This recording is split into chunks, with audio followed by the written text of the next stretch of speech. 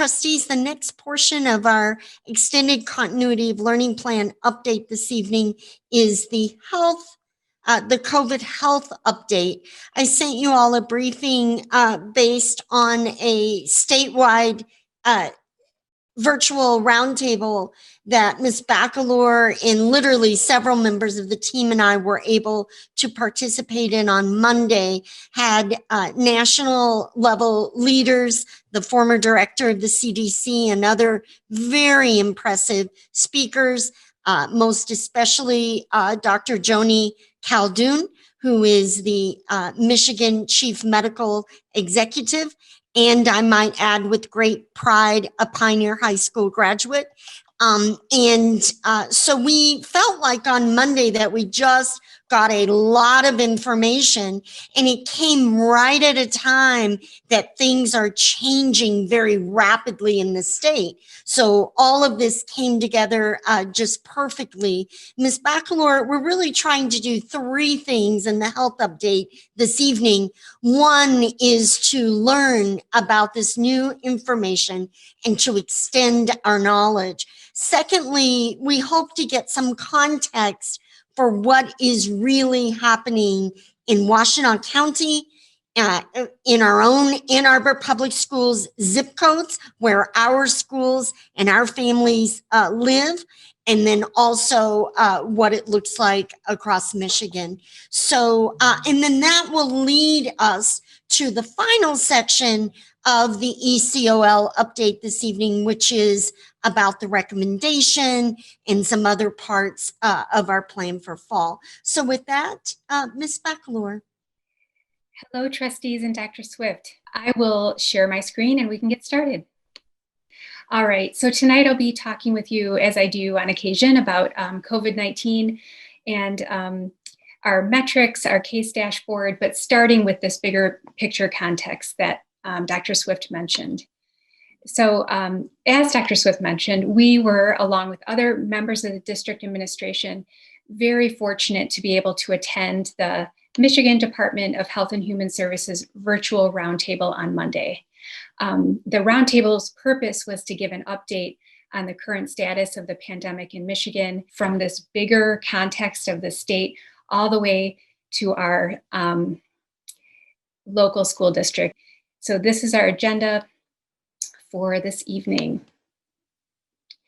So the roundtable started with some very stark information and troubling new information about the state of the pandemic in Michigan. Just before this meeting, I pulled this chart from the My Safe Start website. As you can see, the last few weeks, they're in that red rectangle. We've seen a steep increase in cases. Dr. Emily Martin, who's an epidemiologist at the School of Public Health, pointed out that at the beginning of the pandemic, we saw in Michigan these trends where one area of the state would have a high number of cases, while other areas of the state would have very few. So what Michigan is experiencing now is very different from that. There are increases in cases across the whole state in all different regions. This consistent pattern of rise is being seen everywhere. This is highly concerning, of course, because more people are getting sick, but also it makes managing the spread of disease hard. It makes it very challenging for our systems. I wanted to share a quote that Dr. Martin said, that the magnitude and the speed of this increase that we've seen in the last 4 weeks is unlike anything we have seen since the spring. And further, she shared some more information about something important that has also changed about the pandemic. Since the summer, we have seen a shift in younger people being infected, specifically in that 0 to 29-year-old age group. So now we're seeing increases in other age groups, especially in the 30 to 39-year-olds, which has more of an impact on working adults and businesses. This is causing new issues that we didn't see in the spring. I've included one of Dr. Martin's slide from the roundtable. She talked with this slide about the potential impact of this shift. So younger people, as we know, tend to have less severe illness. They might be more likely to be asymptomatic as well. What that means is that when they're sick, they're more mobile. They're getting out there in the world. And so we're seeing a couple things happen from that. First, there's this higher mobility is probably spreading it to more people, but also it's increasing risk to other age groups. And Dr. Martin included a study from the southern US seeing increases in the 20 to 39-year-old age group, followed by increases in the above 60-year-old age group. And you might remember a couple of weeks ago at the board meeting, I shared a similar study. So this is a different one, but it's saying basically the same thing, that there does seem to be a pattern of younger to older when we have these cases. The issue of more affected contacts makes the increase in COVID-19 harder to manage. So young people getting out there, getting around, they're not as sick, so they don't know they're sick. They have lots of contacts that need to be traced, which is just a challenge. So how can we think about preparing for the winter months? First, we need to understand transmission and what new information coming out, that transmission can occur through brief contacts that happen in over some period of time. And I think that it can be a day even. So the other thing is that large gatherings, or what we sometimes think of as super spreading events, cause a lot of the infection that's happening. So the large gatherings can result in a large number of people seeding new infections in their homes and workplaces and other community places. Dr. Martin refers to this as the boosting effect of gathering size, meaning there's more introduction to other parts of the community. So that's all very concerning. But of course, we are learning about what can work to help slow the spread. And it's low-tech solutions like masks, keeping small groups instead of large gatherings. And I think that we have seen some success even in school settings with those mitigation measures. I included this quote from Dr. Frieden, who gave a really great presentation, and I just encourage people to find this presentation on YouTube, and you can watch it too. He starts with some pretty sobering statements about the end of the pandemic is nowhere near. It's the most disruptive infectious disease threat that we have faced in over a century. And the vaccine will make it somewhat better, we hope, right? But on the good side of things, more optimistic side, and he studies communities all around the world, is that places that are guided by public health and are fully supportive of public health do have less disease, less death, and less economic disruption. So let's move on now and bring it a little bit more local to our own AAPS metrics. And I'm also going to show a little bit of a deeper dive into our local data. So this is our dashboard that's posted weekly on our AAPS website. It's right on the homepage, so you can get to it easily. These data were retrieved Friday morning, and as you probably know, our county has seen over, I think it's 200 new cases since Friday. So according to the MyStart map, we are actually, for that new cases per million, we are in E, which is the highest level. It says on here D, but I think as of today and as of the last couple of days, we've been in E, which is actually the highest level of risk. And we're seeing similarly with our new cases per 100,000, and our positivity is also up. So our trend in the county and the region and the state is up. And I will show you that in more detail. Hopefully this slide is starting to look a little familiar. I'll be sharing this probably again and again. I might turn it into a line chart instead. But this shows you our new bar as of last Friday for our cases per million.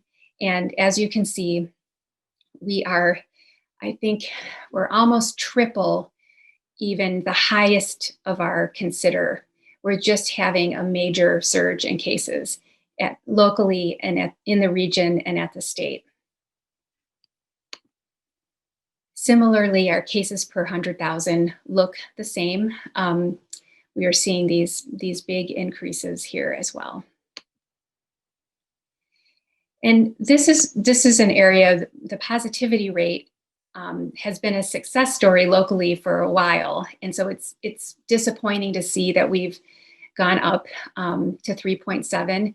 I think we will, we're going to catch up, the testing will catch up, but we're seeing increases here as well.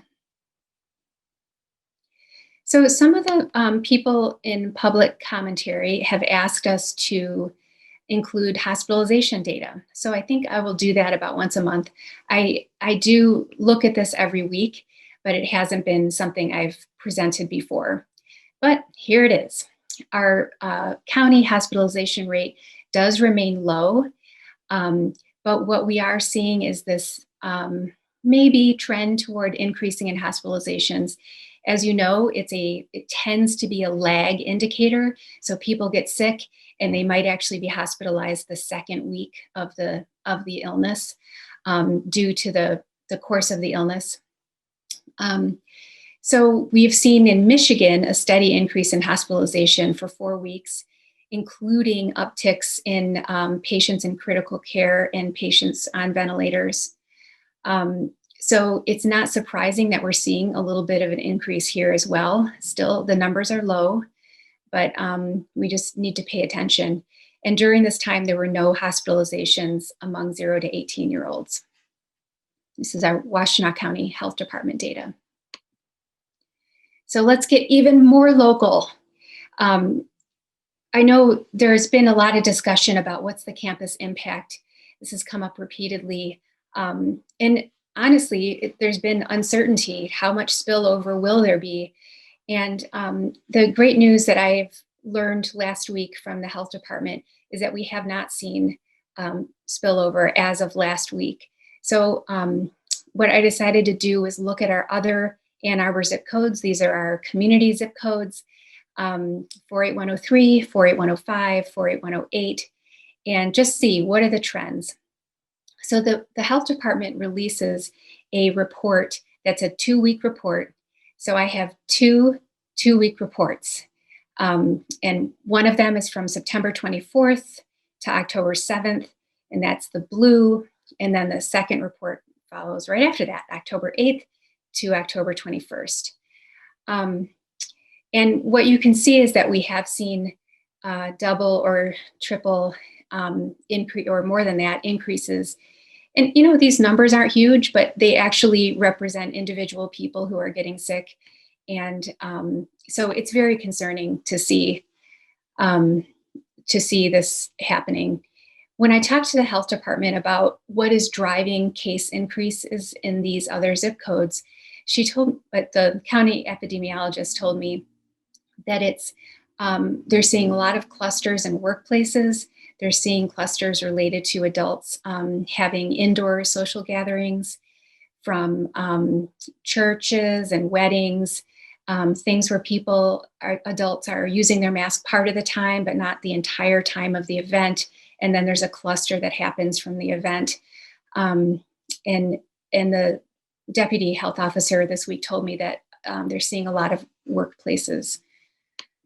So I wanted to look at it another way and just take out the undergraduate students altogether, take out 18 to 22-year-olds. How are the rest of our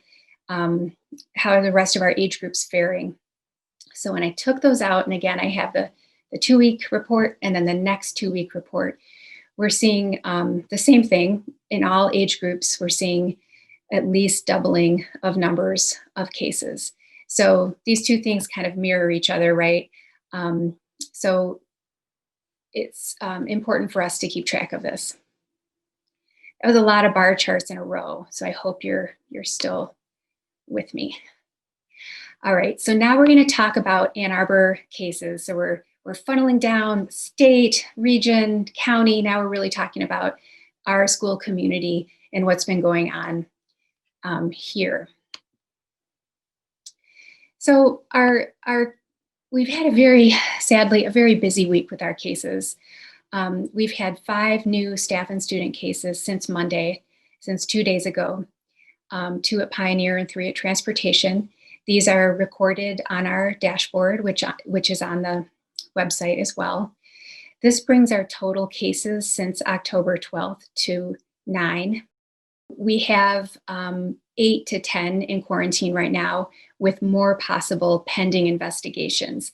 And it is hard on a given day even to say this number is in quarantine, because people are coming in and out of it, and we don't necessarily get notified when that happens. And just a reminder not to assume that all cases are connected, even if you see multiple cases in one location. So digging in a little deeper, how has increased community spread impacted AAPS? So I've just shared with you, 5 cases this week, but that's probably, it's definitely less than a third of what I personally know of from people telling me about cases. So we are aware, not just me, others are aware of more cases among district staff and student and families. We're aware of more staff, student, and families in quarantine due to their contacts in other places. So where are people getting it? From what the cases that I'm really familiar with, a lot are getting it from a household member. It goes parent-child or child to parent. People are getting it from their coworkers. There's been a local youth team outbreak, which has resulted in a few cases that I know about impacting AAPS. And social and family gatherings are driving it too. So we are feeling the effects locally just in the last 3 days, unfortunately. So what has been our response as a school district? Well, we have a couple of major protocols that help us keep the virus at the door and stop the slow, right? Or stop the spread or slow the spread. One of them is having people be very self-aware of their symptoms. And we ask them to sign off on not being symptomatic and not being exposed through a pre-screening tool. So we have a staff pre-screening tool, which now has over 6,000 entries into it. And we have screening tools for other areas of life, like fall athletic. So we've updated it to be more specific about when people need to stay home based on the latest research and guidance. And we have provided training on that new pre-screening tool and how to use it. We've also strengthened our internal case notification system through using various electronic tools of different types, so that the flow from a staff person out there getting notified all to me, to the health department, is as smooth and fast as possible. We're trying to really cut down on our time between when we're doing our internal investigation and then when the health department gets it and they start their investigation. And again, we've done training on that as well, and there's more to come. So I continue to be in daily or hourly contact with the health department, trying to work through every case seems to have its own unique elements to it. And we just continue to learn and change things to make them better in hopes of slowing or preventing spread. I wanted to end with this quote from Dr. Khaldun. She said it actually at the very beginning of the workshop or the broadcast on Monday. There's no question that the enemy here is the virus. And that is true. I think we need to focus, all of us and every one of us needs to focus on doing everything we can to prevent the spread in our lives and within our families. And as we think about gathering for holidays and other things, there is guidance out there for that.